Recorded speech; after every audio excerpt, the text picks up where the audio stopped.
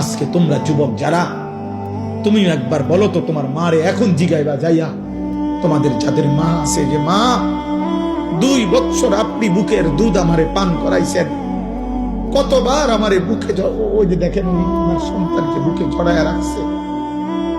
এইভাবে প্রতিটা সন্তান বাপ তোমাকে তোমার মা 1000 বার 1,00,000 বার বুকে জড়ায় রাখছে, কতবার আদর করছে, চুমা দিছে গালে মুখে, গালে মুখে। সেই ছোট্টবেলায় বাবা কতবার আদর করছে, কত জনের দেখাইছে আমার ছেলেটার একটু হাত মুছা দেন, দোয়া করে দেন, আল্লাহ যেন আমার ছেলেটারে মানুষ বানায়। কত মা কত স্বপ্ন দেখছে, খালার কোলে দিছে, ফুফুর কোলে দিছে, দাদির কোলে দিছে, নানির কোলে দিছে, ওই ঘরের মার কোলে দিছে, বুবুর কোলে দিছে। আমার বাচ্চাটারে দোয়া করে দেন, দোয়া করে দেন, বলে দেন, মুছে দেন, দুধ ছুঁয়ে দেন।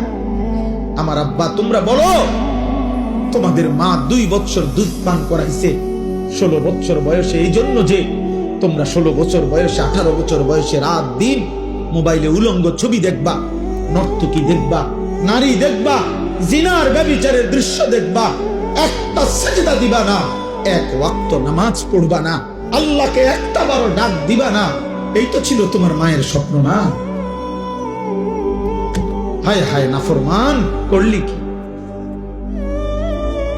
মায়ের দুধের এত বড় বেইজ্জতি করলি, মায়ের দুধের এত বড় অপমান করলি নাফরমান। মোবাইলে যে নর্তকী দেখো, নারী দেখো, ও তোমার মা,